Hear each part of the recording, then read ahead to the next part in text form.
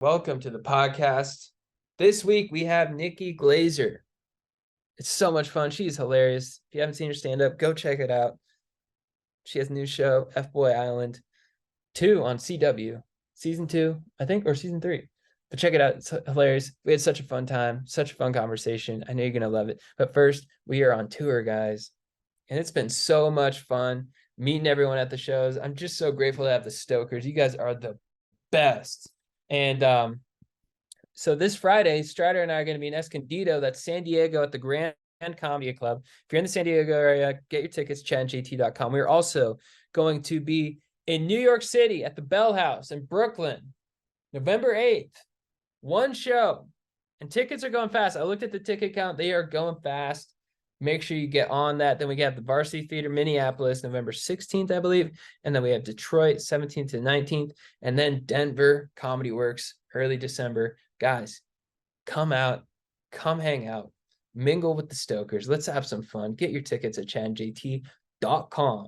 We also have some merch available for a limited time.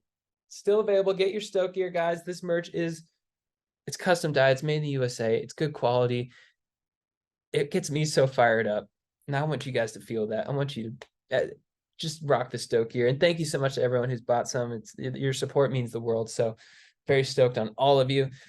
We're also brought to you by BlueChew. Summer is here, guys. Do you want to bring the heat in the bedroom? I know you want to bring a fat bricked up boner.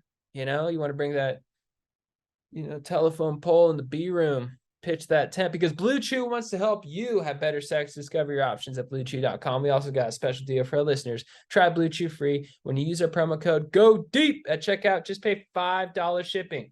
That's BlueChew.com. Nope. Promo code GODEEP to receive your first month for free. Visit BlueChew.com for more details and important safety information. And we thank BlueChew for sponsoring the podcast. All right, let's start the show. 1, 2, 3, going deep, Chad and JT. Well, let's sizzle it up and let's flip it down. What's up, Stokers of Stoke Nation? This is Chad Kroeger coming in with the Going Deep and Chad JT podcast. I'm here with my compadre, Jean Thomas. What up? Boom clap, Stokers. And we're here with Nikki Glaser. Hi, guys. Thank you for joining. Thanks for having. Yeah, we're pumped. Really? Yeah. Oh, yeah. Thanks. Yeah, for sure. You're doubling up today on the coffees? Yeah, This is from yesterday, you said? This is from yesterday. Why didn't you finish it? Because I started drinking it at 6 in the early evening, and Okay. I didn't want to be too jacked up. So it's a grande cold brew, just straight up, no cream. No, black. And just black. And then 'Cause today you got I a was fasting. latte. Well, I was you're fasting last night. I was going to say, why would you ever get something And I without was- milk in it? I'm trying to lose some weight, so I did this last night. Also, simultaneous to give me some energy, but also as a meal suppressant. No, why are you fasting? I need to lose like 6 pounds. 6 pounds? That's Yeah. so stupid. No, it's right. No, I mean, I It's get right. it. I need to lose 6 pounds too. Like, exactly 6 pounds would be like so perfect for me. So I get I it. think you look great, but I know what you mean. though, when is this when how know you your always lose numbers. weight? No, you know what? My girlfriend was pregnant, and I didn't want her to be heavier than me, so I put on like 20 pounds, and now I'm shedding some of that so weight. nice. Like, Well, I also wanted to bulk up. I was like, oh, you look a little small in photos. Like, I'm not the tallest guy, but I was also Yeah. like, I look small in photos. I was like, I think a dad should be like a little yeah, thicker. yeah, dad bod. Yeah, bod. so like, I want to be like, if I'm carrying one, I get But hit you by a went too- car. I want to be solid. You went too far. I went too far. And 6 pounds too far. I went 6 pounds too far. Now you're trying to lose the weight of your baby. Exactly. Whoa, that's interesting. Yeah, Did you totally. already have the baby? Yeah, they're both here. Oh my God, they're both. You had twins? Oh, congratulations. Oh, thank you. That's I appreciate wild. it. How old? They're like 9 weeks right now. Oh my God. 9.5 weeks. Fresh. It's crazy. Holy shit. Yeah, their lights I are can't starting to believe come you're a on. dad. I know, I can't believe it either. Their lights are starting to come on? Yeah, like they're they're- starting to like They can see you now, and they can track you, and they can track you. and they can smile. They smile now, which is Oh really my God, cute. that's so great. It is pretty wonderful. When they laugh, it really is all the things. Oh, they're people say. laughing now? Yeah, they'll just sit there and go, yeah. Oh, that's And then you're fun. like, That's Whoa. so. Do they have different personalities? Yeah, the boy is sad and the girl is arrogant. Is arrogant? Yeah, she's arrogant. She looks down on How you. does a baby come off as arrogant? She's just like, ugh. Like, she does that a lot. She's just like not having it. Yeah, she doesn't kinda like your scoff. little antics and you're going. Yeah, if you do a face, you're like, boo, boo, boo, boo, boo. just like, She's just like, dude, come get on, a man. job. Yeah. Yeah, she's like, it's so cliche. Everyone's done that for a millennium. Figure something new out. Like, fuck, dude. That's so cute that they have different personalities. Yeah, and I'm then- not gonna have kids. I don't think. How old are you? I am 35. Okay, that's dad age. But it would be fun being a dad. I think I'd be good. I've been thinking about that, like where there's been that like huge conversation around this saying like being a mom is the hardest job in the world. Oh, yeah, I used to like kind of roll Agree my with eyes Bill, at that. Bill Burr. Yeah, His joke, I agree with Bill Burr. I'm like, it's not that hard. And then, but now I'm like, no, I would much rather like have a regular job and then just see the kids at night than have to, because when you're with them, like you're beholden to them at every second of the day. It never ends. It never There's no ends. smoke break. There's no lunch break. And it doesn't end forever. There's no end in No, sight. it's There's no forever. light at the end of the tunnel. I don't know how people do it. It really is incredible. I think it, I have a joke right now that I don't want kids because I'm smart, but and that's like condescending. And then I go, no, I think it's actually because like I think that people that want kids, they're just like dumb. No, like I just like I think keep I going think through that's it. true. But I think it is. It takes a little bit of stupidity and denial.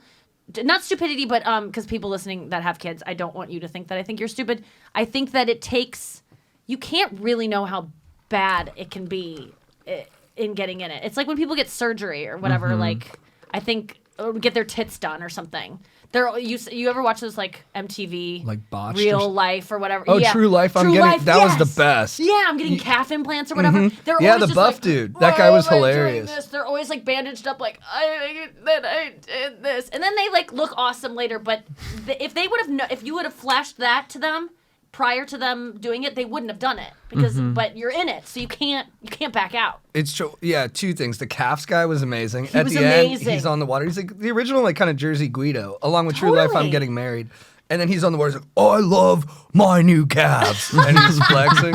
It's amazing. But That was such a specific thing to get done, but I guess not. I think men really do.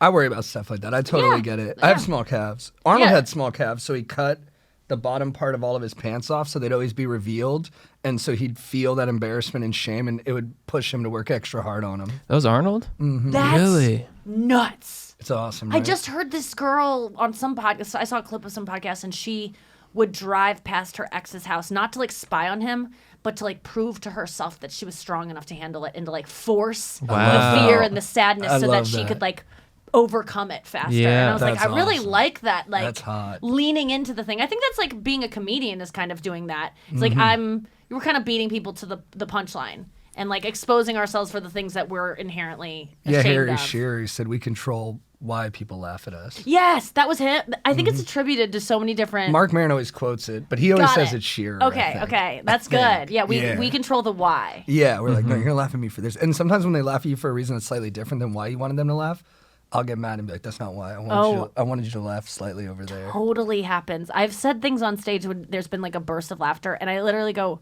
"Why'd you do that? Like, why was that funny?" And they're I can tell they're laughing at me. Yeah. And yeah, that's. But then if you do the roast, that's when you guys have clearly done roast before, right? We've judged one. I'm Don't not a do good it. roaster. That was scary. It was Yeah, scary yeah. even It's judging. not it. I mean, fun. yeah, I threw some zingers out there and it felt good. Yeah, you were bashing. Yeah, but So it's fun to roast people. right. Or you're saying you're not even good at that. I mean, you know what? I just never really tried it. Yeah, So I could give you it a would shot. be good if you're good at writing jokes. You're good at Yeah. roasting. I would always picture myself doing the Andy Samberg route Yes. during the Bieber. Was it the Bieber Yeah. roast? Yeah, I feel like I'd be good at that. Yes, Like the mocking ironically the idea. bad. Yes. Yeah, because Norm Macdonald with Bob Saget. Yeah, that was yeah. Yeah, I think that's the way. That's a good approach. When I do crowd work, I'll like compliment the audience. That's nice. Yeah. Well, like, I'll try, I don't know. I'll just be like, oh, you're just a nice couple. It doesn't really lead to much, but I'm That's so kinda bad my at style. crowd work. pleasant though. yeah, it's pleasant. It gives I think everybody they a feel nice good. feeling. Yeah. Wait, you do stand up too, right? Mm-hmm. Yes. Like, crowd work is. Do you do crowd work? I've been doing it more lately just because I'm trying to. Get reels. Yeah, I don't know. It seems to help a lot. Like overall, I don't even mean for the Yes. clips. I mean just like I used to never do crowd work, but now we're doing the road, and it does kind of like bring the audience into People the like present, it. brings you into the present a little bit. Yeah, that's a good point. That's the present. I think that's exactly what's good about it. I think people shit on it because they say it's easy. Let me just say, it is not. Crowd work is not easy. And I just saw some comedian like going off about how like crowd work's the easiest thing. Yeah, it's like you can kind of say whatever and you'll get a laugh, but it's just like long form crowd work is so difficult. I think I do not like it. You're flying I without get- a net a little bit. I get so nervous. Like I'm gonna be exposed because it's improv. It's so different than I like to be prepared. There are things that happen on stage that just come up in the moment, but I'm in control of them. Like I don't want to depend on someone else. I'm terrified of it, but I do think that people love it, and there's a reason that they like that it hits so hard. Yeah. If you mention their city, you make fun of their city, like all these things that I kind of roll my eyes out of, like, no, I have actual material. I don't want to talk about how bad your drivers are. Like, who cares? They like it. Like, Yeah, I've tried it, like, because what you're talking about where people say it's easy. You know, you watch clips and people are like, oh, how long you guys been together? And I've tried that. Yeah. Where I'll be like, where are you guys from? Like, how long you guys been together? And they're like, oh, 2 years. and you're just like, nice. Okay, I'm going to go back to my material because I don't know where to go from here. That's exactly how I feel. Yeah. It's too. I'll just be. People are there to see me, and I'm just gonna be exposed as someone who's not that clever because in the I just don't know what to say, and I just end up being like cool, and I don't want to be mean, but some people want you to mock them. To roast. They do like that. Yeah, that's what they like. Sometimes I'm unintentionally mean. Like I'll just repeat what they said, but maybe I say it with like a condescending tone or something, and then the audience will laugh, and I'm like, oh, they just are like. They're hankering for me to like take it to them a little bit because they're just so impressed because. They, dumb people think stand-ups are just coming up with everything off the top of their head. And now most people, like 99% of a crowd knows that that's not the case. So when they see you go off and do crowd work, it's a magic trick that you can be funny when really you don't need to be that clever. Like you said, you can just do the dumbest thing and they'll laugh. But and if you just look cool up there, like a lot of people just like they've got a lot of like, and it's not easy to look cool, like to hang in your body and be relaxed. It's so hard and you can't really fake it. No, you just are cool. Yeah. You just can't fake it like that. That's the number one thing whenever, and I don't want this podcast to turn into like dissecting stand-up comedy because it's boring, but I really think that the number one thing to being a good stand-up is being comfortable up there. You don't even have to be funny. If you just look. Make them feel safe. Yes, because there's nothing worse than being in the audience and being like, oh, this guy's bombing. And like, because they're all projecting onto you. Everyone's biggest fear is public speaking. Yeah. So everyone is just going like, God, if that was me, like, that's how we process the whole world is like, man, if that were me, I guess it's empathy. But people are constantly thinking, God, I'd be so nervous. So when you kind of exude nervousness, it's like, it's the worst. But if someone's just up there, not even funny, but they're just comfortable, they'll kill. Yeah. There's something to the art of bombing well too. I think is huge because if you can bomb and then like acknowledge it in like a cool way, that's almost even better. It's the biggest laugh you'll get all night. That's sexy. Is like that didn't go over well, or that's a new joke. Won't do that one again. Like those little lines always get such a bigger pop than my best joke because it's just cutting the tension in the room. I mean, if you whittle it down, comedy is just like calling out the thing that everyone sees and is too scared to call out. So that's like the quintessential thing of like, we're all uncomfortable right now. We all just know that my act took a huge dip. Yeah. Let me call it out. And everyone just goes, oh, thank God he acknowledged it. Yeah. Like sometimes you bomb and you're like, is my fly down? Because there's something going on that everyone's looking at. I worry about that. So I'm like, is there like Kind Bar chocolate on my face? Whenever I eat a Kind Bar, it looks like I went down on one. It's like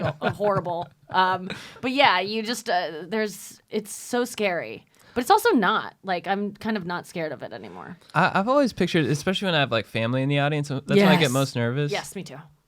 And like I'm like, well, if I bomb, if I'm just straight up bombing, what if I just say like, I guess I'm bombing. Yeah. And just sit up there and be like, okay. And like that comforts me because I'm like, at least I can do that. Yes. And they'll come off pretty cool, I think. It's true. I think that whenever it's hard to do in the moment when you start bombing because it truly is like, you like leave your body when you're bombing. Like it's so embarrassing because you're like, this is live. Like this is happening right now. Oh my God, what the fuck?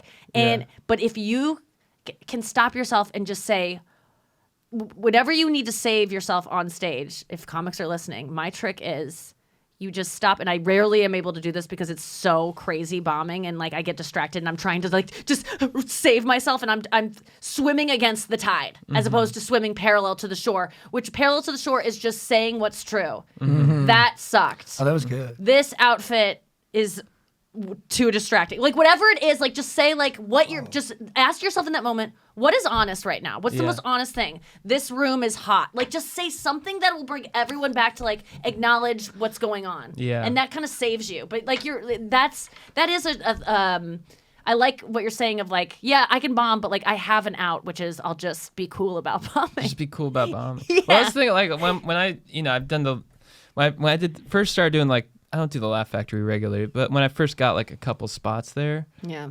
I was so it's that thing where you're like so nervous. You're like I gotta go straight into my material and get that first joke and like get that first laugh, or else I'm fucked. And when you have that energy, you just kind of like the first joke would always just kind of fail. And then I just learned this thing like that being present thing where you just acknowledge kind of what's going on in the room. Just start with that, and it just totally. Because everyone goes, okay, he knows how to drive the bus. Exactly. Like, we're in good hands. He's Yeah. like in a uniform. Like we're in good hands. Everyone just wants to feel fucking safe. Yeah. I go out at shows because I think a lot of people are drug along to my shows by like their boyfriend or their husband who's like seen my roast compilations. They're like, honey, this is who we're seeing tonight. And the girls are like, oh my God, she's going to make fun of my outfit. Like, and then there's someone with social anxiety sitting in the front row and their boyfriend is like dying to be talked to. And the girl's just like, oh, please. So I always give like a talk before I start and like, I am not going to talk to you unless you want me to. You can go to the bathroom. It won't distract me. I'm not going to be like, look at this lady going to take a shit because like I just don't want you gotta hit her with anyone- that though. Dude. I can't. I don't want anyone to Dude, feel. if someone's going to dump, you gotta hit them. I know, no, because they just are peeing, And then and you then gotta- what if you, you gotta- do have to you dump, gotta- and then you have to well, you have to don't go so tell fast. them. You don't tell them, but you time it. When they come back, you're like, took you 9 minutes to do whatever you did. No, it's too I used humiliating. to do that like sophomore year oh my cultural God. geography Well, class. you know what you do in that moment is you make a girl never go to a comedy show again. No, yeah, I wouldn't do That's that, the actually. thing. Like, No, yeah, no. that's whenever I see comics do that, I'm like, that girl's never gonna leave her house again and ever go to a show because most people are so scared to go see comedy shows. They want to sit in the back. It is scary, It is. especially if you're sitting up front. Oh my God. You feel so vulnerable. Yeah, you're When like the- lit When up. the comedian like scans the room, you're like, no, leave me alone. Oh, I know.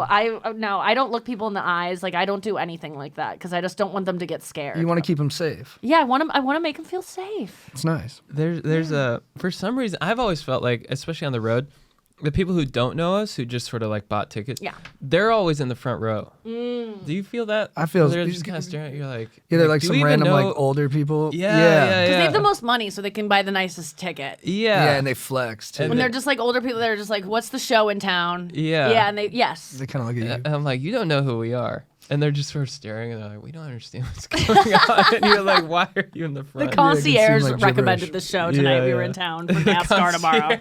Yeah. There's nothing worse than seeing people who don't want to be at your show. That's why I blur my eyes. I don't like to look at people not having a good time. And I also don't like to look at people because the second you get looked at and you're in the crowd, you start going ha ha ha, like you just like laugh because you Yeah. don't want the comedian to think you're not laughing. Right, And I it's feel like it's covered. like raping for people to laugh. And I don't like to rape girls into laughing. So I don't look at anyone. I kind of look at like I blur my eyes. I can just do this thing where I can blur my eyes. Right, like And so- pressure laugh. Like they're scared of you, so they laugh just to keep them. Yeah, and I don't want right. to ever get a laugh from like. You want it to be a relaxed Yeah, laugh. I want it to Yeah. be real. I don't want to like just anxiety nice. laugh. Yeah. Dude, this is random. I used to listen to you and Sarah Schaefer's podcast. Oh my God, really? Mm-hmm. I lived in New Wow. York and I used to go to all the shows and stuff. And that was Yeah. one of my faves because you guys always had good guests. And Thank good you. rapport. You did it live, right? Yeah. And I remember you told a story one time about performing at Hennessy's in Orange County. Oh my Which is where I God. grew up and is one of my No favorite bars. way. Yeah, I used to go there constantly when I was in like my early Yeah. 20s. And you... I fainted. Yeah. Yeah, dude, it was the worst. Was that Costa Mesa? It's Dana Point. Dana Point. I've been saying Costa Mesa. It was Dana Point. Oh my God, yeah, that was the worst. It was 2007 and I was about to go to the Montreal Comedy Festival as like a new face. And so I was really stressed out about it. And I was like fasting to like lose that extra 6 pounds. Smart. And I was temping all day. And then I would get home from temping and I would go for a run and then I would smoke some weed. Like I was just like kind of just spinning a lot of plates in my life. And then I had that gig that night and I got home from work. I went for a run. I remember all the things that led up to it, like all the choices I made. I smoked a little weed on the way down. But like Chill. I was broke then, so like I knew when I got there I would get a free meal, and I was like, okay, I know I'm like really hungry right now and like haven't eaten all day, but I'm gonna fucking clean up when I get there. So I get there and I order my food, and they're like, why don't you go up first? And I was like, I really need to eat something before I go on stage. And they're like, can you just like not? And I was like, is it because of the way I look? And they're like, no, we just need you to go up now because the guy didn't show up or whatever. And I was like, fuck, okay, yeah, I can do it. It's fine. And I went up there, and so you've seen like a comedy show there? No, I didn't even know like they a did stand up raised- there. It was like a stage that they built that had no back wall to it. So there's like nothing for me to lean against. So I'm up there, and like 2 minutes in, I just like, I've never fainted before, but I just started to feel like it was tunnel vision starting. And then then cognitively shut down. And I was like in the middle of a joke, and I couldn't even think of it's just, I've never lost control like that in my life. And I was so scared. And I just go, I think I'm going to faint. And it was a packed room. And I looked at this woman, and I was like, is that awkward? Like, I don't know why I said that. I think it was like in the time where awkward wasn't like the lamest thing to say. I don't want to seem like a hack. That's but I was really like, is that sweet though, where awkward? you're like, you don't want to make them feel bad that you're about to like yes, die. This is again. I don't want to make anyone feel You're unsafe. like, I'm gonna die, but I hope that doesn't I was make like, you is feel that bad. awkward for you? That's so true. Is this gonna make you guys uncomfortable if I pass out right now? And I just remember her going, yeah. And I was like, it is? And I just go, it is? And that was the last thing I remember. And then I was like, Mark, I need you to come back up. And Mark was the host. And I was like, you need to come back. And I fucking like started, I don't remember what happened, but I guess I fainted. I fell, but they came up and got me. But I had a dream in that time that I was like in the ocean. There were Whoa. like waves. Really? Like I was in the like waves, and they were hitting me, and I was like washing up on shore. And I like had this whole dream, and then I woke up, and then I also remembered like being on stage and fainting, and I thought that was a dream. You know when you wake up from a nightmare and you're like, yes, I'm so glad that wasn't true. That would have been so embarrassing. Yeah. I woke up and it was true. Like Ugh.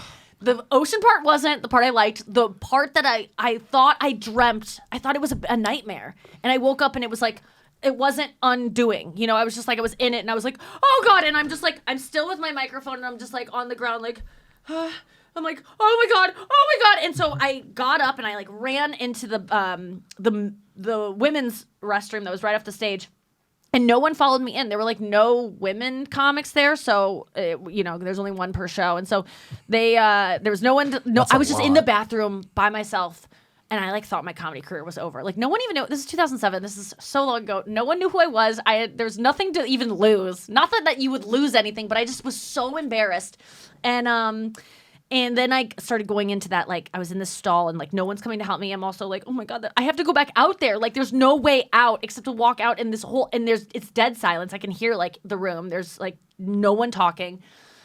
And then I started getting, like, angry about how embarrassed I was. You know, like, when you get embarrassed, you, like, lash out. And so I just, like, burst out the door. So I was like, is anyone going to fucking help me? And then I ran into the kitchen that was like right off the side, and I went in there. I was like, I need something to eat. And they're like, Jesus Christ, lady.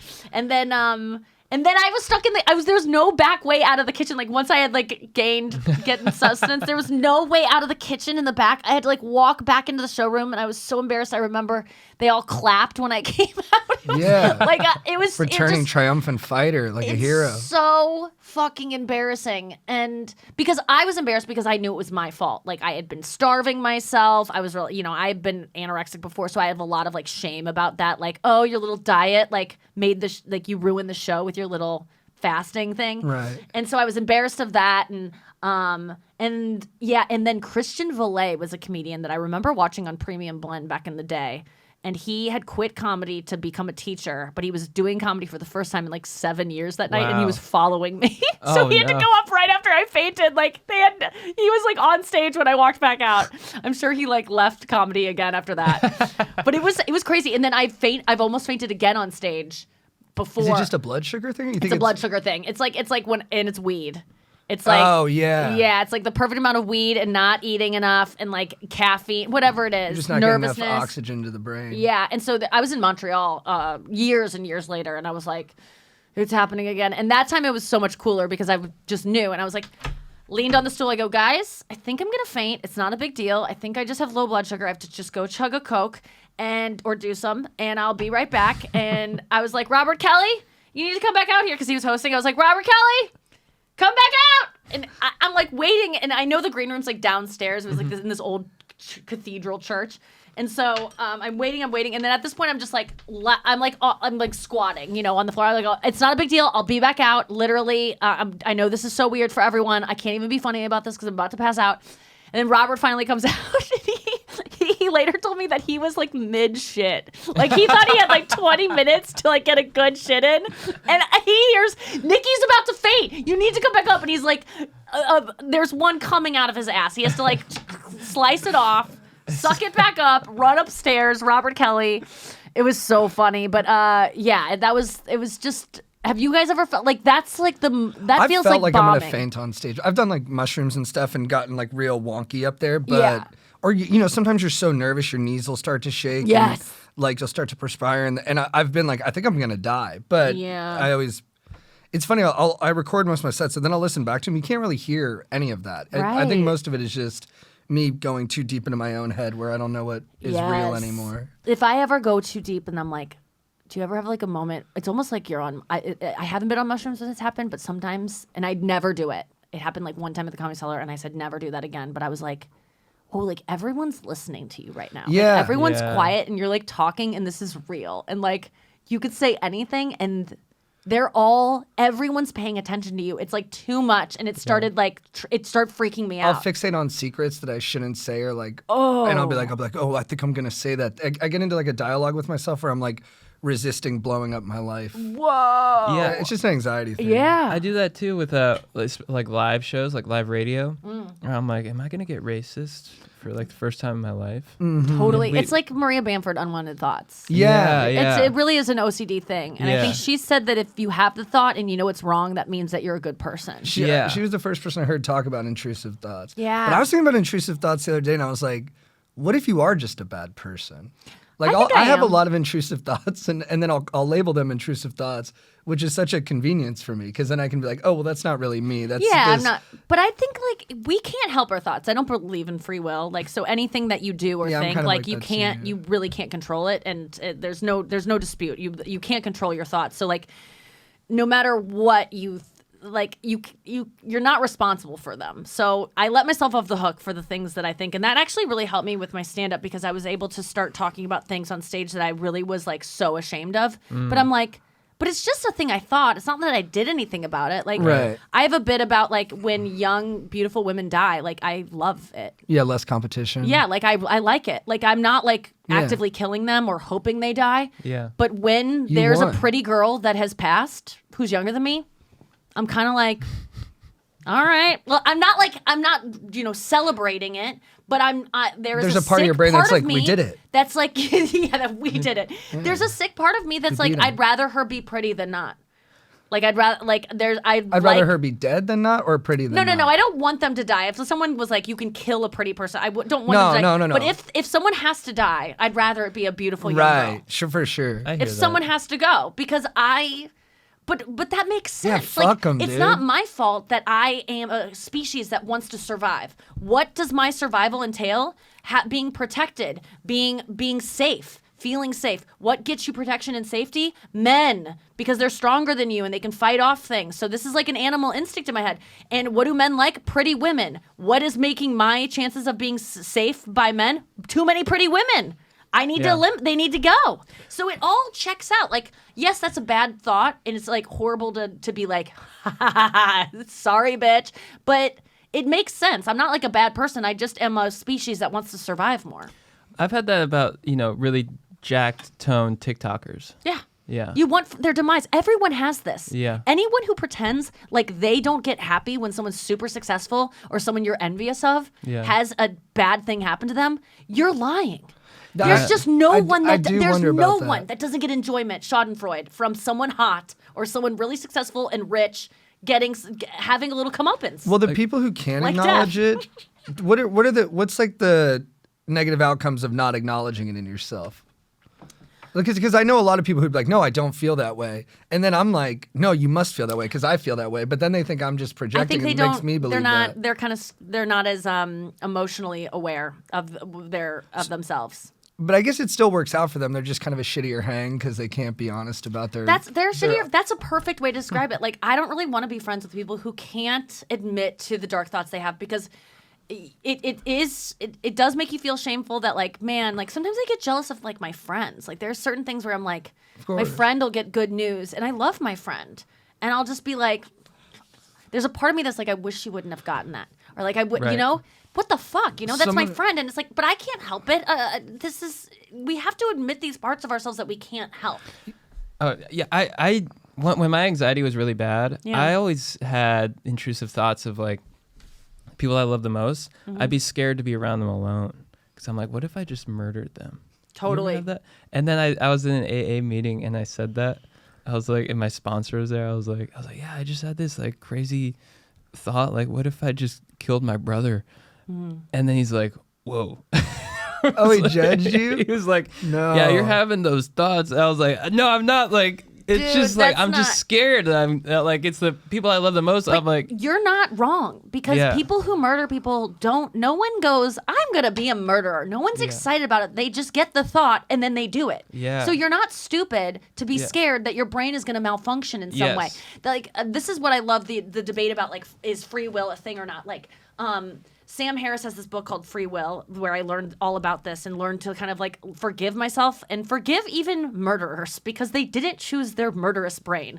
Like, if someone like shoots up a school and then we do an autopsy and we say, oh my God, they had a tumor on their pituitary gland or whatever, this tumor caused them to have this malfunction. Right. We excuse it. You know, it wasn't their fault. Like, yes, we're upset about it, but like they were crazy. They were schizophrenic, whatever. Anytime. Just because you can see a tumor doesn't mean everything that you do is some brain malfunction. Anything, any choice that anyone has to hurt someone else is their brain telling them it's a good idea, which you're just lucky if you are not born with that kind of brain. Like, I thank the Lord every day that I don't have a pedophile's brain because they just show up. No one goes, I can't wait to want to fuck kids. That seems like a good decision. Like, it's just a thing you want to do.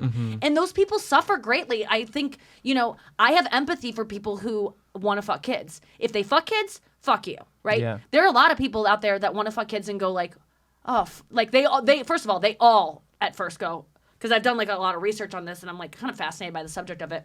But like they find out they want to fuck kids because they're like horned up for it and they're like, fuck, my life is going to be hell. Like, first of all, I'm attracted to, I can never have a normal relationship with the thing that I'm sexually attracted to. I'm going to be ostracized from society for even this thought. Like, I can't tell anyone. I can't tell a therapist or I'm going to be reported. I can't tell anyone. I have to suffer with this and I can never do the thing. And so they find community with the only people that will listen to them, other pedophiles. And then that's how they start How acting do they out. find each other? Dark web. Interesting. Yeah. And, but at first they're all horrified by it. And they're really like, fuck, what do I, But like, then they start greenlighting and each a lot of them other. kill themselves. A lot of them, like, because like they can't help what they're attracted to. You can't just like go to a conversion camp and go, oh no, we're gonna get you attracted to adults. Like, they're stuck with it. So there's like this whole group of pedophiles called it's The Jets.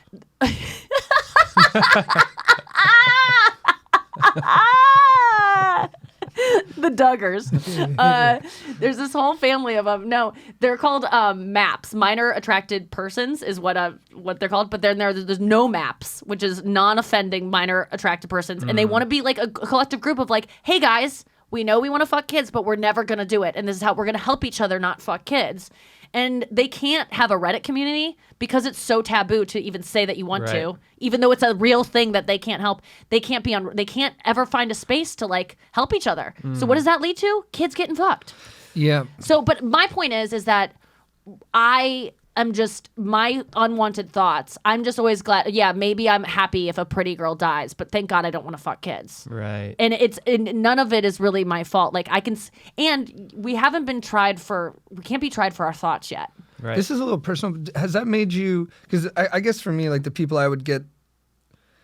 I agree with you. Like I'm kind of a determinist where I don't think we have much free will, but it's still hard for me with people in my personal life to give them that Yes. that like leeway when they make a mistake with Yeah. me. So has it made you like more easier, empathetic. Yeah, with the people, like if it's like a partner or if it's like a family member and they Yeah. kind of betray you, or you. It's hard. I think it's both. Like, I think at first, when I first like was awoken to this, of like no one chooses who they are. Like, even if someone like is really, if a guy like in a relationship hits me, like I could even kind of excuse that away. Yeah, like like, he he doesn't didn't want to mean be a to. person that Yeah, his hits brain me. does that. His dad hit his mom. He saw that. His Right. brain thought that was good. Like his brain, he's a computer that's being programmed Right. to hit women. So I could find empathy even there.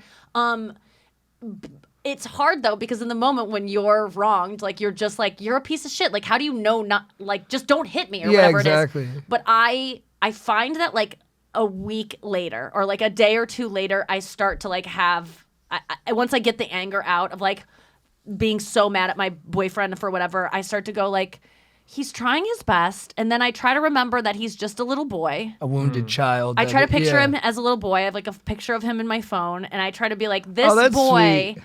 is just trying his best. He doesn't want to hurt my feelings. Like, even if he did, and even if he's kind of like doubling down on it, and I'm like, you're hurting my feelings. He's like, I know, but I'm still like, he still doesn't really want to at the end of the day. Like, he's trying his best, and I think it does help me. Or it could even go the other way too, like a scorpion or the frog thing, where like if someone does wrong you, you can almost be less empathetic in a way where you'd be like, well, they're never going to change because they are that way, and no one ever changes because people don't really have the option to change. So Yes. I'm just done with you. It Well, could streamline that. What you can, like, people, you can put like I always say, like, you know,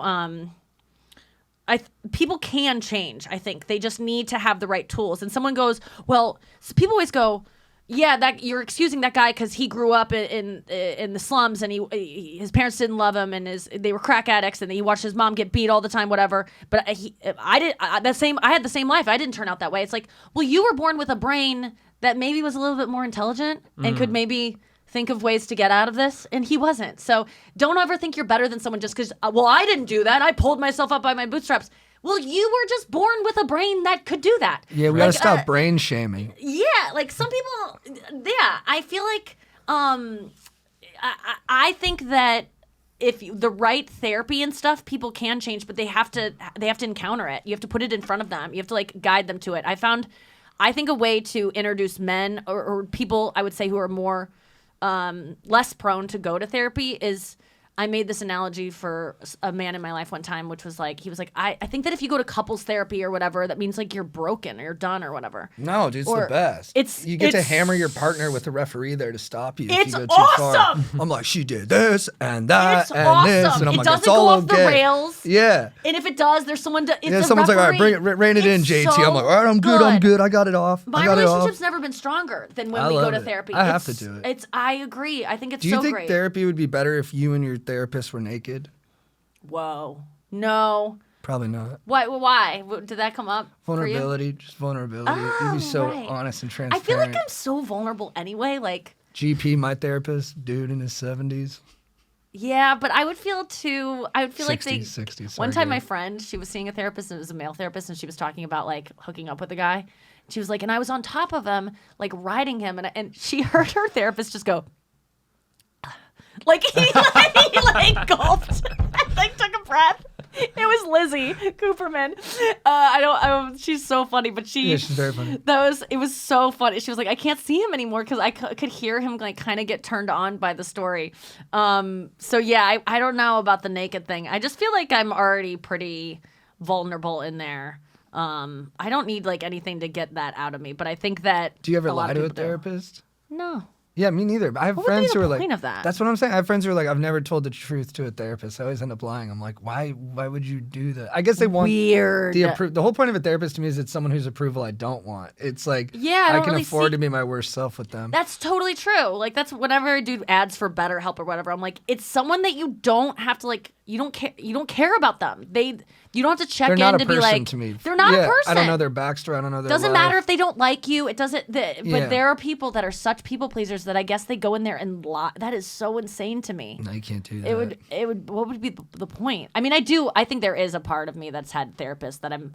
There was an older therapist I had that was like a mother figure that I wanted her approval desperately and never got it. My But, dad had yeah. a chick therapist and was like, yeah, I think she likes me. Like he was real like, I don't know what you pervy, I guess, about it. Not pervy, because he wasn't saying like gross, but he was not coming at it from perspective of this lady's here to help me. He was thinking of it from perspective of like, oh, it's a lady. I got to make her like. That must happen all the time. I got to make her crush for me. like hot female therapists. Probably, of like yeah. male clients. Like I don't want to say. Like, Yeah, they're like, I was on gross. my boat last week and I was just thinking about these things. My dick is just too big. Yeah, I've been hurting people out there. Yeah. I got to be careful Well, with this hurt people thing. hurt people. Yeah, I love therapy. I mean, but yeah, I always just say to men like, if you like, why do you go to why do you get a trainer if you like? There's weights. Why don't? Because people go, you should just know how to be a human. And it's like, but why do you go see a guy if there's weights and you have muscles? Like, just go lift it. Why do you have to have someone tell you how to do things? Could maybe someone be an expert at something that you could probably do on your Yeah. own too? Yes. Tutelage. Yeah, it helps. I mean, they're not all great. A lot of them are horrible. I had one where he would fall asleep. No. He'd eat his lunch. He's a bigger guy. He'd be eating No. a pickle.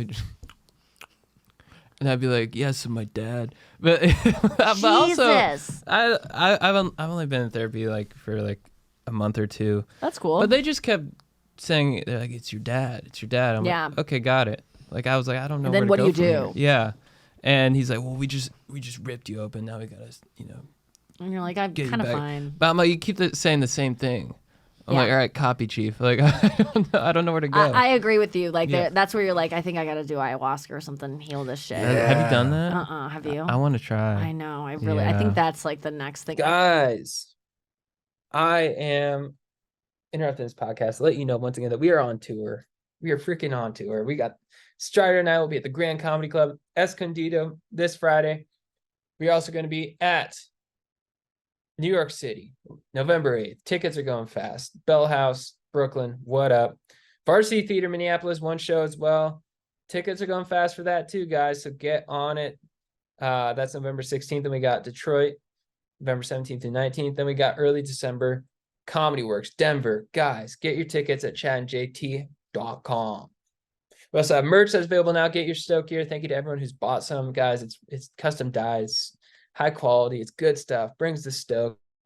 Get your merch now at shop.chadjt.com. We're also brought to you by the legends at BlueChew. BlueChew, if you want to have a fat, sturdy hog in the B room, get on BlueChew today. Because, guys, let's talk about boning. Summer's here.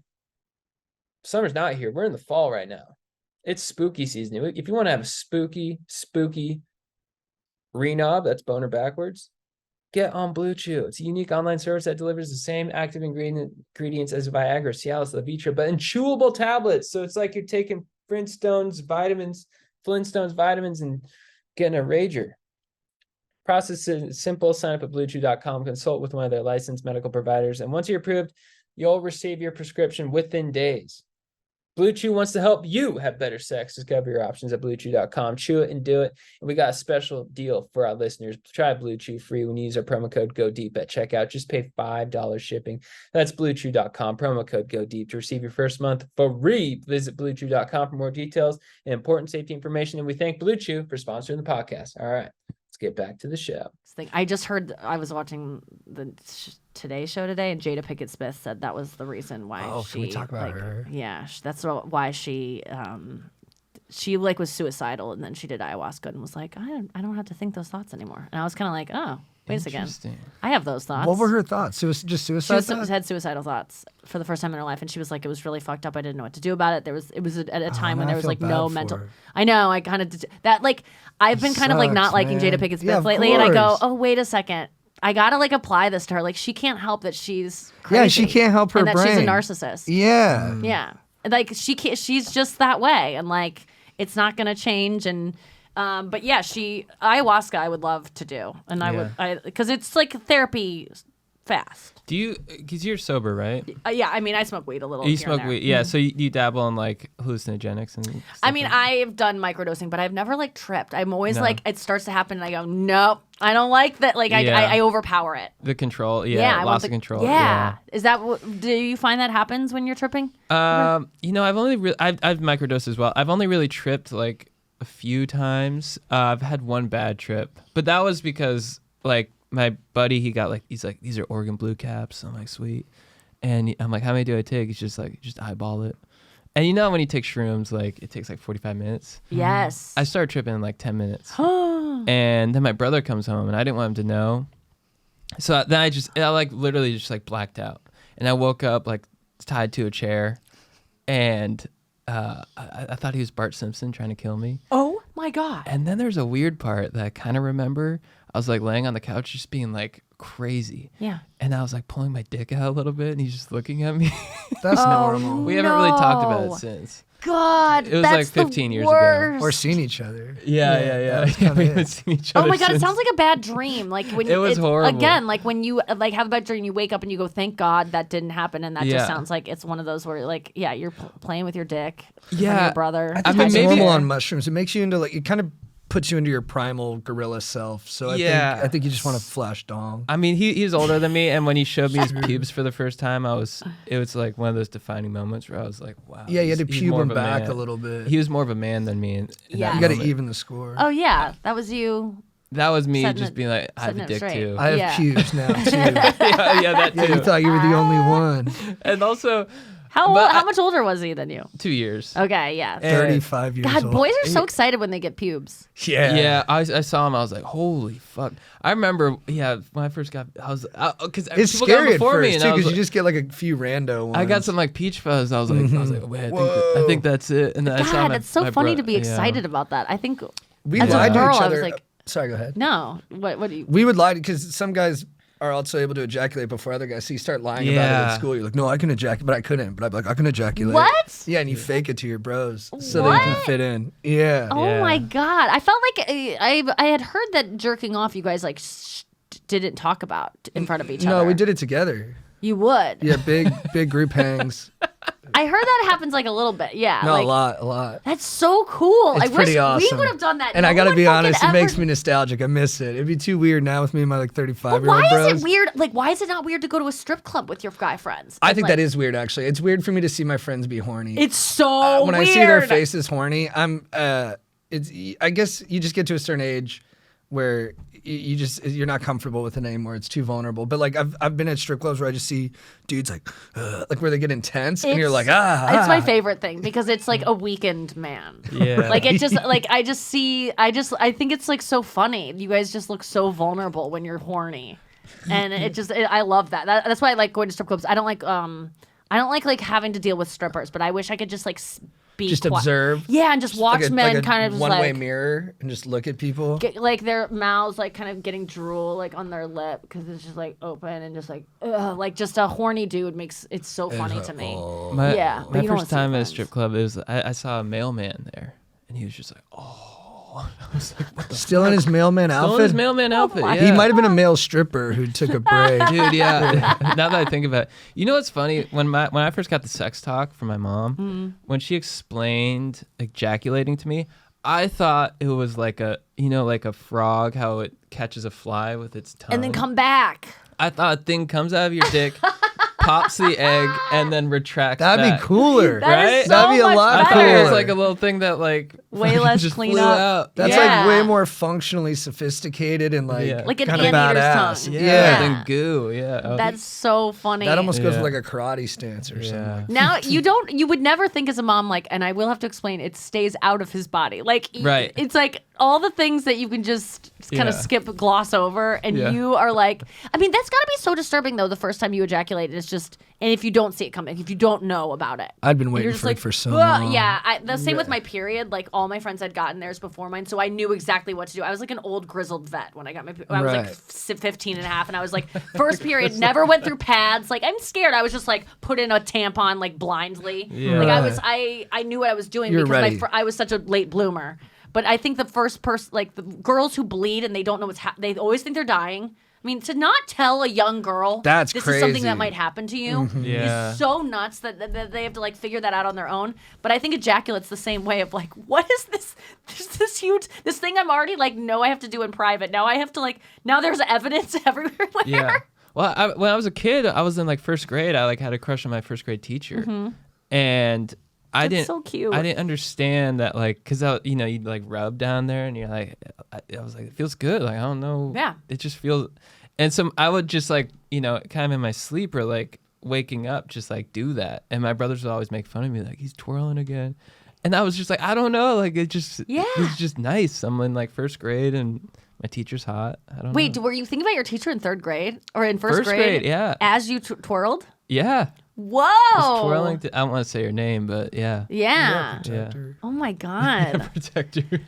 But what an innocent time to just be like, it feels good. I'm just going to do it and not have Yeah. any was shame the about it yet. best. Oh, No, it's so they great. shamed me. Oh yeah, it happens fast. It happens Yeah. in one moment, and Yeah. then you're like, But it was just like compulsive. You're like, well, this is like something I have to do. yeah. You got to do it. My family was all green lights. They were like, "Yeah, man, that's the shit right there. You Yeah. got to Really? do that." Yeah, my parents were weird. They're like, Oh, "That's the wow. shit. Yeah. You got to do that shit." And I was like, "Is it okay?" They're like, "Fuck yeah, it's okay." Man. They're like, "That's the best part of life, man. Go nuts." And I was like, "Hell yeah, dude." Well, I heard when you got the sex talk, they called it a load. Yeah, You my dad was know. like, "Dude, you just want to find as many honeys as possible. Keep busting willy nilly." And my mom was like, just raising the roof behind Yeah, him. yeah. It was just pure amp in the house. That's dude. wild. Did you get a sex talk? No, my parents, they kind of did it. My parents were very much like it takes a village too. Like they were very open about that stuff, but they would never like were like, all right, this is the talk. They were more like he'll pick it up in pieces, and they also showed me a lot of like Porn. they played me porn. They did have porn tapes, so sometimes I'd find those. Sure. But they also we watched a lot of like rated R movies, so I kind of picked it up from that too, Yeah. which is weird because in movies there's always like a psychosexual component where it's like it's never like just like a husband and a wife having boring sex, it's like a murderer who's like fallen in Yes. love with It's like a rape. like his captor, and she's actually kind of fallen in love with him. Oh, right, So there's right. always like weird brain stuff attached to it that I was like, oh, maybe that's normal, and I feel like there's residual Absolutely. like kind of weirdness that's been instilled in my brain because of it. Yes. I think I'm totally fucked up from movies of like, I think that at first I always thought sex happens like against a wall and you have to be like, like you have to Right. like, There has to was be a lot lots of like- stand-up sex in movies. and it's always out of breath immediately. Like Yeah. it's not doesn't slow. It's always just like attacking each other. Yeah, so that totally. always felt like it was like that natural thing. And then I think what really fucked me up was rom-coms. Like I really loved I like the chase. Like Yeah. I like having a crush on someone and then like will they, won't they, and then Driving through the streets with like "Give Me Summer Lovin'" playing like through traffic. yes, like running through airports, them being with someone else, and you or planning their wedding, and yet you're in love with them and he's in love with you, like that kind of thing. It's always a little fucked up. Yeah, and then by the time you get together, credits. There's no Yeah. after. I have nothing to.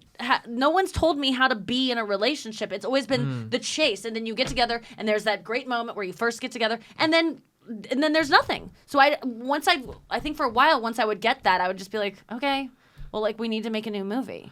That's Like that's no so- one wants to see this now. Yeah, that's so interesting boring. because like from your perspective, it's the chase, and then for guys, it's like when they watch rom-coms, they're like, oh, I need to do the big gesture. Like I need to. I gotta go need- big. Yeah, I need And to girls like don't even want that. exactly where they're like, I need to like beg for her love. Yeah, which that's is like, really setting a poor example because that's the last thing girls want is a Yeah. guy that wants It was them. Dude, we had this there was this nerdy guy at my high school who watched all those rom-coms, and and then we had this beautiful girl in my school who like wouldn't even date anyone at the school. She was so beautiful, like she was waiting for like a tycoon or something. And then but he showed up at her lawn with the boombox and didn't say anything to her. She just like looked out her window and was like, "What are you doing?"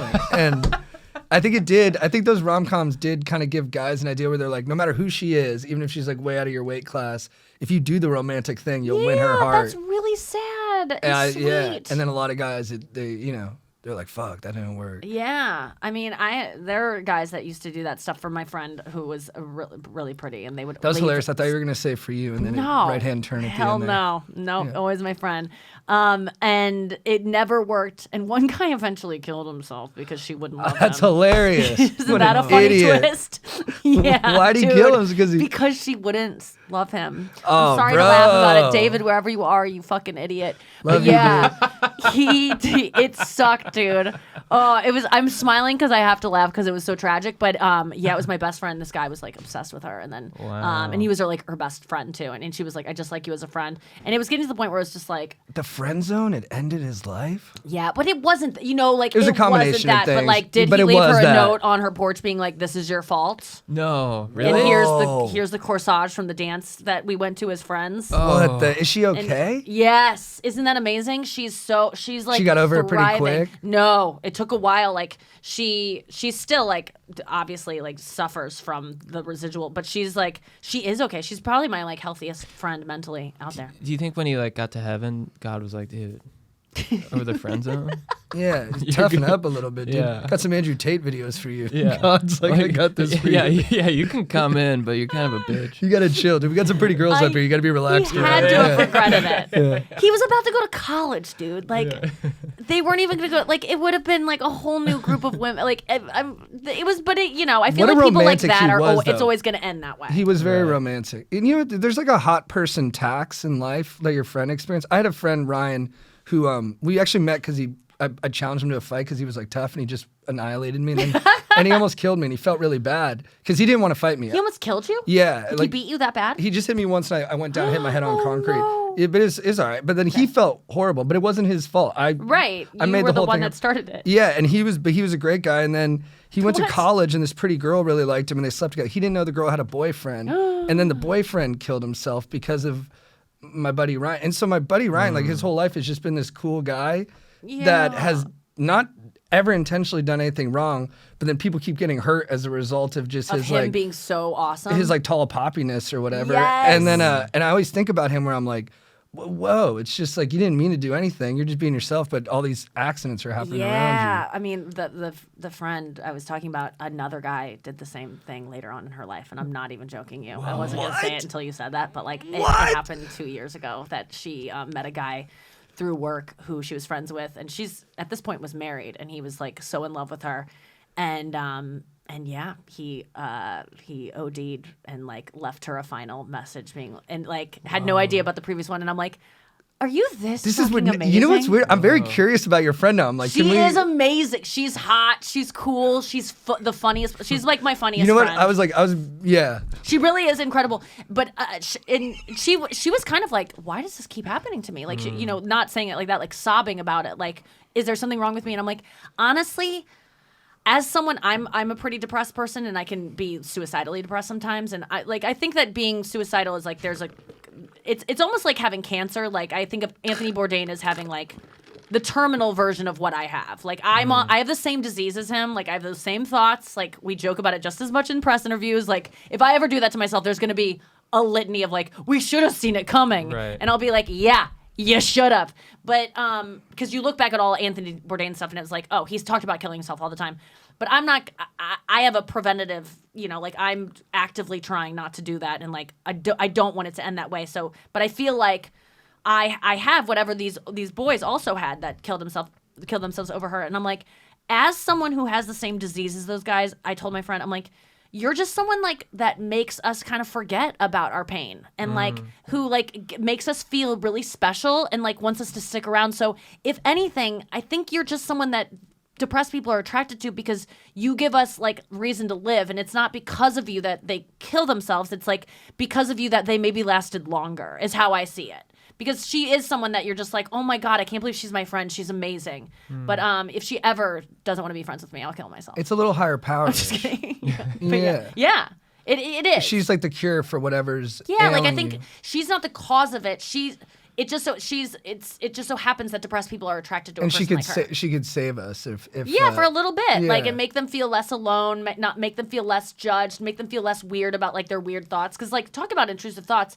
I used to feel so ashamed that I would have thoughts to kill myself, like and like last month, like this is now I have no shame about it and I talk about it openly. But a couple of years ago, my life was pretty good. I was like successful, rich, all the things, and like still was like, I want to die like a lot of times, and I felt so ashamed. But then I talked about it on Rogan once during one of the times where I was like, I couldn't even like pretend I was okay, and the amount of people that wrote to me and were like, I have the same thoughts. Like, no one's ever said this before. It was like so many people think about killing themselves. I have no shame about talking about it anymore because I know most people, not most people, but probably at least 10% of people have regular suicidal thoughts. And it doesn't mean you're going to do it. What do you do to combat it? I talk about it. Like, I say the dark thought and like disturb all of my friends and make all my family like worried. And at this point, they like kind of know like Nikki's gonna say some crazy things. She just needs to get it out. But honestly, exercising, like going outside, grounding, like walking on the fucking grass. Like, do you ever think about like how much you don't walk on grass? Like, you guys probably are. Yeah, we do 24 hours a day. Yeah, but like I've gone months with like just wearing shoes outside, and then inside I'm in a building that has no connection to the earth. So that's bullshit. It sounds like bullshit, but it's true. And then getting on meds. What do you take?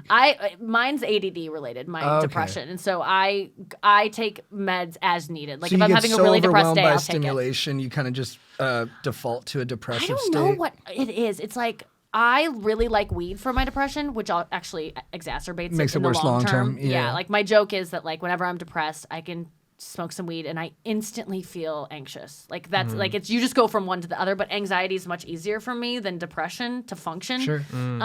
But so weed will sometimes get me out of it. And I was talking to my therapist or a psychiatrist about it because I have so much shame about like why do I like weed so much? Like it makes me stupider, it makes me slower, it makes me kind of dumb. Like, and they were saying, well, it's your ADD because it's like you want anxiety because anxiety makes you focus. And you can focus when things seem like dire, like you're gonna die. And then all of a sudden I'm like, I need to get shit done. Like when I smoke weed, I can like go for a run. I'll clean my apartment. I'll write. I'm like, I need to do this. In the long term, I start to get lazy and like forgetful and all of those things. But I think, my ADD makes me like hyper focus on like bad stuff. I don't know what it is, but for whatever reason, ADD meds are the only thing that have been able to snap me out of those thoughts. Did you have as many suicidal thoughts when you were less successful, or have they gotten more pronounced as you've gotten more successful? I think that's an interesting question. I started having suicidal thoughts when I was in like 3rd or 4th grade. So it's like been That's an very ever-present. precocious. I know, right? Don't you think it's a symptom of intelligence too? I honestly do. Yeah. I would like to pat myself on the back. I'm kind of, when you said that, I was like, that's pretty sick. I just like knew. Like you're smoking a cigarette in your 3rd grade class, and the kids are like, "You want to go to the jungle gym?" And you're like, "Do you understand? There's a war in Bosnia right now. Like, do you even care?" I think you're right. Like, I think it's just. I'm depressed because I see the state of the world. I realize I'm not that important in it, and like nothing I do really matters in the end. And like, I have a kind of existential crisis, and I'm like, I might as well just like die. Like, and I think it's like low self-esteem issues was the main catalyst of it, and I think that has only gotten worse as more TV and attention. Like, less. More people judging, more people. More people critiquing. liking me. Also is like, or being like, I can't get this thing because of this reason or this thing because the more people that like you, the more people don't like you, and so like I think that, or the more you risk losing the people that like you, and so I think it's probably gotten worse. And I think just like changes in hormones, aging, kind of death being like on the horizon now a little bit as I'm approaching 40. I think it's gotten worse, but it's also I've become so good at like combating it and knowing. Also, I think the best way to overcome it is knowing that it will go away. Because most of the time, I can't even relate to a suicidal thought. I'd be like, what the fuck? Like, I can't even imagine thinking that. And so I always try to remember that when I'm in those thoughts of like, just know you'll get back to a place where this will seem insane. Do you think having those thoughts was a huge part of your drive? Like driving for success to get those thoughts out? Maybe, yeah, because I think they were all based upon like, if I can't be on TV and like a performer or like famous, I think used to be the goal when I was like young. I'll kill myself. Like, I don't see the point of life. Like, that's all I want to do is be Jennifer Aniston or whatever it was. Yeah. And then, so yeah, if this doesn't happen, then it was a drive of like, this is the only way I'm not going to kill myself. I had that, we had a show come out and it was like, I had thoughts of like, or even before that of like, if this doesn't work out, then death is the only option. Yes. Because there's something, especially in entertainment, where you're like, well, if I get to a certain point and then fail, you only get one shot. That's worse than don't miss your chance. there's one shot, and then that's worse than death. Yes. You know what I mean? And so I was like, well, I guess the only option is death. I think you guys are right. Yeah. It's like but then you start to have failures of shows. Like did your show get a second season? No, probably not. See, we're so like delusional. We're like, it still might, but it's been like a year now. I think they Yeah, would've so it's told probably us. not. But like that's Nikki, nice what? though. I've had Who'd so you many. talk to? All the people on Netflix who greenlit our show who are now fired? Did you talk to them? Yeah. Did you find a way to talk to them? You have like no contact Yeah, there to even follow up. yeah. It's so fucked, man. We're all working at Well, production that's nice. companies in England. It's nice though that if the people that were in charge of your show got fired, because it doesn't mean they got fired because of your show. That also is an excuse for why it might not be coming back. Only that because there are Yeah. successful, very successful shows that the people that made them get fired, and then new people come in and they are like, we don't want to They want a new do these slate. step kids. Yeah. Right. I don't want to raise this thing that I didn't start. So you get it. But yeah, I think that I'm glad that you just expressed that thought because I used to always feel that way. But now I've had so many shows only like come and go. I realize that no one remembers or cares. Yeah. And Yeah. no one's like, oh my God, look how sad it was when she was excited about the show. Like FBOY Island, it's in season 3 right now on the CW, and it's the only show I've done like 5 shows in my career, and it's the only one that's made it to season 3. And the other were barely 2. It was like 1.5. You know, Not so safe for work. Did that go? that was like 1. It was like 2. Yeah, but it was really like 1 plot. Like it's never gone 3 because it's so fucking hard to have anything do well. And the show that did well for me is FBOY Island. It's like who the fuck knows? It's like You can't predict these things. I'm not depressed anymore because of things not working out in the business. Like Yeah. I don't really I don't You're need able it to to be any detach more from it? successful than this. Like I think things I get depressed about now are just like I don't even know. I'm trying to think of what I get depressed about now. I guess it's just aging and like feeling like losing cuz losing my valuableness to the world in terms of like, you know, being a woman, being attractive, like that slowly going away is like depressing because you do get a little bump in your life if you're like a fuckable girl. Of course. How Like, could you you just- not? you It just sounds like the do. best. It- Like I'll think about it like when I go to a grocery store and like no one will try to fuck me. And I was like, dude, if I was a pretty girl, like 2 people, they might not fully try to fuck, but they would have looked at me and been They're like, just like helpful. Yeah. And they just, they look yeah, at the you. world's nice to you. Just even looking at you, and I know that a Being lot of hot noticed, being girls like get seen. leered at, and it's like No, it's too much. It's obnoxious. too much, Yeah, yeah. but like I just remember hearing that like I read some book written by a fat person about like the fat experience and how people don't look at them because they don't want to like if you see a really really fat person you don't wanna shame want to them. shame them, but then they never get looked at.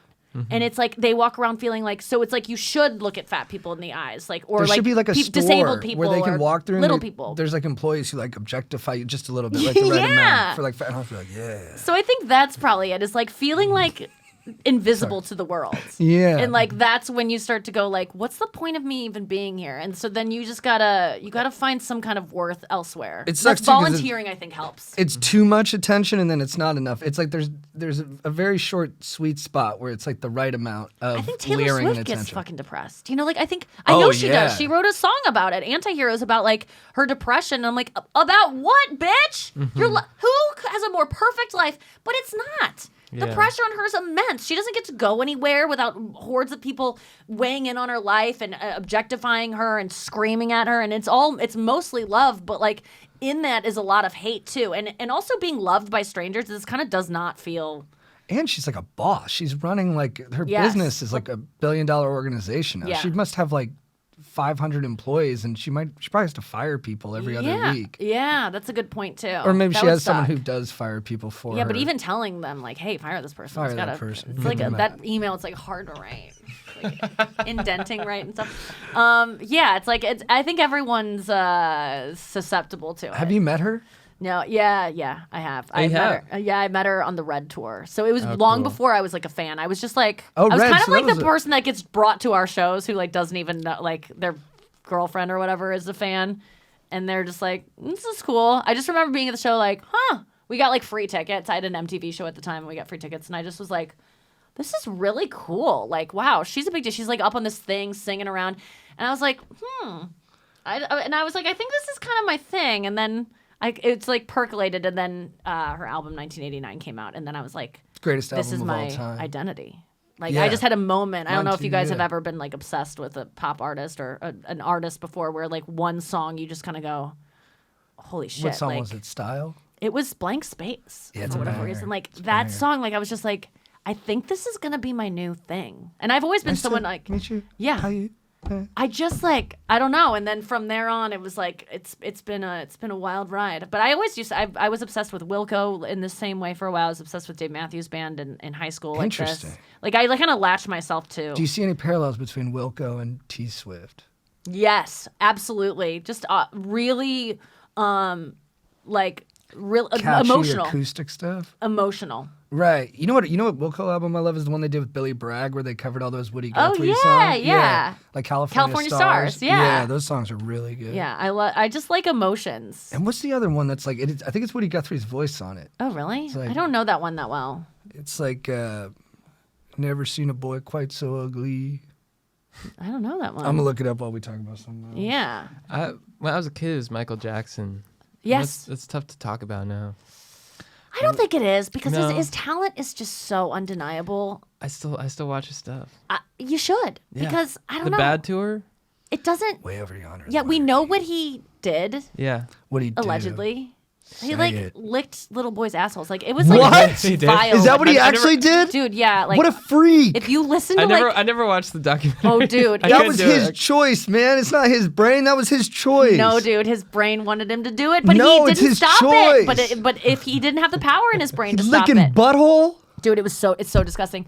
But for Weird. me, the enjoyment of his music is not predicated on him not looking little boys' assholes. Like Right. I don't need to. The music's good. The music's It's really good. It's good songs. But then there are certain artists where I go, because of what he did, I can't really like buy this love song anymore. Like I don't. There's a I don't- betrayal there. I can't help it. My brain can't help it that I excuse Michael. I don't excuse it, but it doesn't get in the way of me enjoying his music as much as it does. It is when the crime is in such contrast to what they're purporting to be. It's worse when there is like more of a kind of dissonance there. Yeah. Like if someone in their music is like I'm a pervert, and then they turn out that they're a real life pervert, you're like, well, yeah, it's too much, but it's close. It's close to what they Yes. were saying. Yes. Whereas like someone like Cosby's like, I'm a really good guy, and then you're like, you're the biggest piece of shit that ever fucking lived. That's where it really fucks with you. It's like it But- crosses more. Yeah, but Michael Jackson, I don't know why it just never. The I'm music's just so so grossed good. out, and I love to like talk about it and like remind people what a fucking disgusting piece of shit he was. But the music is good, man. it's the best music That's ever. the thing. Like talent is undeniable, and will really excuse anything if you're talented enough. Well, like R. Kelly, I'm fine not listening to his music. Yeah. And I'm like, and when you listen to it now, you're like, oh, he's just kind of a dirtbag, or he's a huge dirtbag. Yeah. With Michael, you're kind of like, well, he was just like an insane, freakishly talented kind of genius whose brain was just fucked. He was like, Fucked from what- years yeah. of abuse himself, and Yeah. like and having his childhood stolen, and him being obsessed. Like, I really think he thought what he was doing was not bad, which a lot Yeah. of pedophiles don't think that. They don't what think they it's do is bad. They think the kids like they have all these fucking excuses. I mean, it's disgusting. I've actually I go to SAA, so I've heard people with that. I went to issue one of speak. those meetings. I've never been hornier in my life. Really? Oh, did you go to SLA or did you go to SAA? Maybe I went to Slaw. So yeah, SLA gets flirted. I can't go there because there's like it's pretty gals and dudes, and I can tell everyone it's like that. Yeah, what is all SAA? it's just all dirty dudes. Okay, So but it's- what if you're a gay dude? I feel for them because I think it's harder because like when I Yeah. hear about how much they have to kind of push back in terms of their Yes. options and stuff, I'm like, man, if I was in that spot, it would be tough. Yeah. When it's all just dirty, kind of weird straight guys, you're like, it's not. Oh, it's- that's yeah. good. That's way more helpful because that meeting I went to, I thought I was like a love addict, and I probably do have like, and I can be a sex addict at sometimes like in my life, but like it's not my It's not your du bread jour. and Like butter. I mean, Yeah. bread and butter is my like food, and then like pot and alcohol. But yeah, going to that one meeting, combination. I'm like, I don't know how they're gonna tackle this because it really felt like the same way like being a food addict sucks. It's like you can't stop eating. No, Or it's, like, it's a basic and need. this is something that you're going to be surrounded with forever. And I feel bad for sex addicts. I really my heart goes out because Tinder is like a grocery store that is like free food for like a food. You know what I mean? Like, Yeah. It's just it's crazy out there. And it's normal for most people. It's not like no one's like a normal heroin user, but sex and food are very normalized in culture. Normalized, yes, It's like, oh, you eat, and you have sex. encouraged. Yeah, that's why the thing with sex addicts, which I do think is true too. I think people like overdiagnose themselves now, but people will be like, I'm a sex addict. And then people are like, everyone's a sex addict. Well, you like sex? That's just, we all like sex. And you're I'm just like, making excuse for being a cheater. yeah, and I'm like, well, this guy like also like, I get where people are coming from when they don't think sex addiction's real, but I've heard dudes talk about their lives and I'm like, no, like this guy like risked the safety of his family to like go to a strip club in like the middle of the day and was like, his body was shaking and he was like Yes. crying while he was there. I'm like, it's a different scale. You can be addicted to anything. People that say like pot's not addictive, go fuck yourself. Like you don't know what, like of course it is. You can be addicted to anything. And like I definitely find myself like when I'm really anxious, smoke a little weed. Okay, now I'll jerk off. Now I'm gonna order food. Okay, what do I do now? I'll jerk off again. Oh wait, it's too soon. I'm not ready to do that again. I'll smoke a little more. Like of course it's one of those things. and then It's a society, stimulant. yeah. It sucks too because that sounds like a nice day. It sounds like a great day. Especially if you're busy, like that's a nice day off. But the tough part is you can't leave it at that day. Then it becomes the next day and the next day. And then you're like, Yes. fuck, man. Yeah, If only I knew how to it's put tough. bumpers on this thing. So you met Chad Kroeger of Nickelback. Yes, I did. And so And I there's- tagged you in a you tagged me- picture yeah. with him. And how was it meeting Chad Kroeger He was of Nickelback? so nice. Yeah. He's like, have you met him yet? I think we talked about this. You haven't. It's a dream. He's He talked about you on Mario Lopez, though. He knows. Oh, of us. really? Yeah. And I saw him from a distance at the Morongo. oh wow. did an Yeah. acoustic set. That was fun. It was sick. No, he's amazing. Nickelback's great. Yeah. I did like a show with them. Yeah, I was the only comic on this show with all these. It was like John Mayer, Nickelback, Sammy Hagar, the guy from REO Speedwagon. It was like all that's awesome. music that you hear when you're at the dentist. Like it was a mix of that. Paul Abdul. It was crazy, but Nickelback was there. What an eclectic lineup. It was crazy. Like, when are you going to hear all those people on the same lineup? But it was at this like benefit in Vegas, and yeah, he was so nice and cool, and they were amazing. Yeah. And he was funny, and yeah, he was a fan. It was really I like anyone who likes me, so of Right. course I'm going to love him. Yeah. We saw him acoustic and he was amazing. And I saw him for like Rockstar. He sang Rockstar. But what'd you see him for? I saw him do a somewhere, sometime, gonna make it away. I forget the name, but that's how it goes. Yeah. And then he did and then he didn't do, yeah, that was it. And then I heard him talk a lot.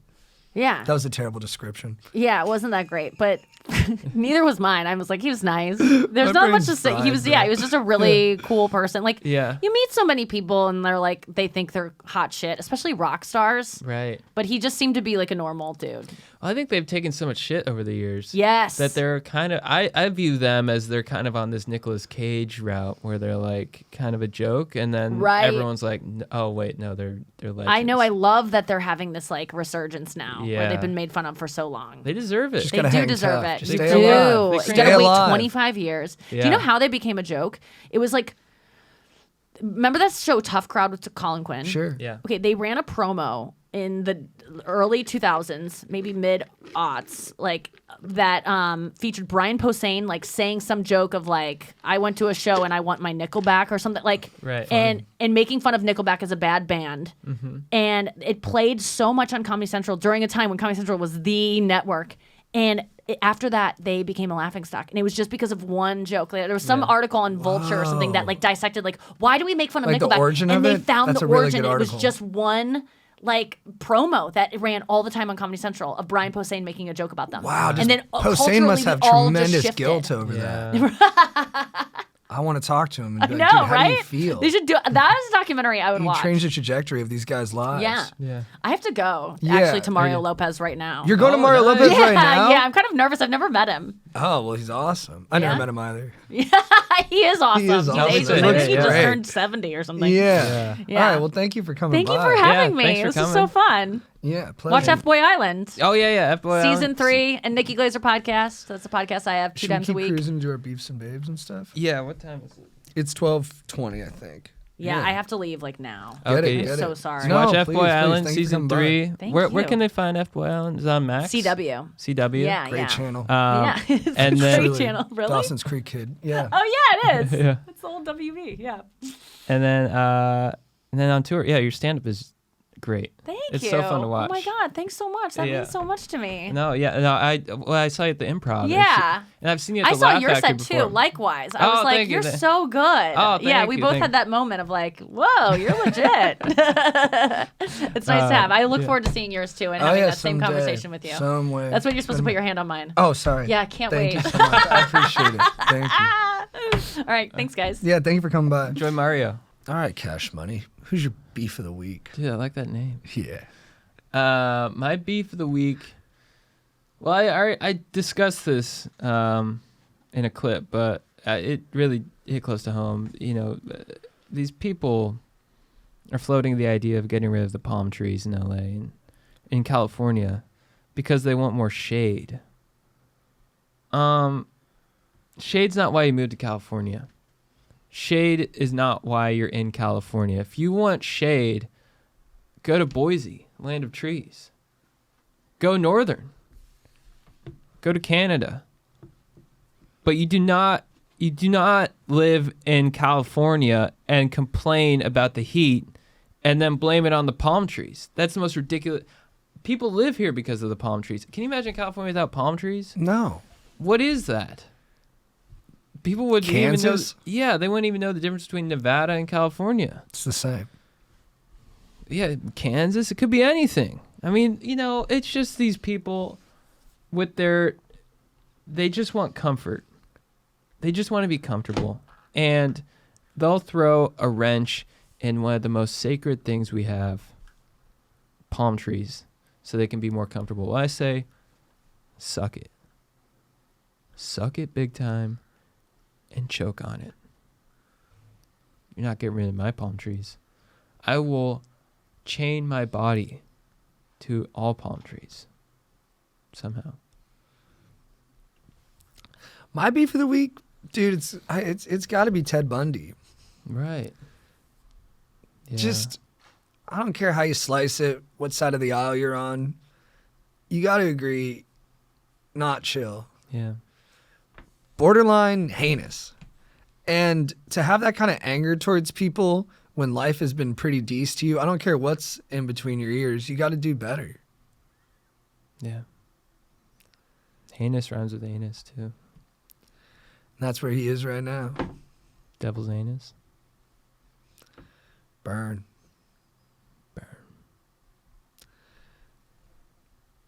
Who's your baby of the week / legend? My baby of the week / legend is spooky season. I love spooky season. I been watching horror movies nonstop. Watched The Conjuring again last night. So good. So good. I love getting scared. I love the, you know, well, I like in LA, it's kind of like it's still hot. But I love pumpkins, you know, I love pumpkin spice. I love holidays incoming. It's the best feeling. You're like, oh, I got Thanksgiving to look forward to. I got Christmas to look forward to. And I don't even like the holidays themselves. I like the buildup. I like the ambiance. I like the decorations. I like the spookiness, and I like the Santa-ness. And yeah, it just gets me fired up. So That's beautifully said. thanks. Dude, my babe / legend of the week has got to be the new song by Omar Apollo, Live For Me. It's just beautiful. I think it could even play us out. Should we do that? Yeah.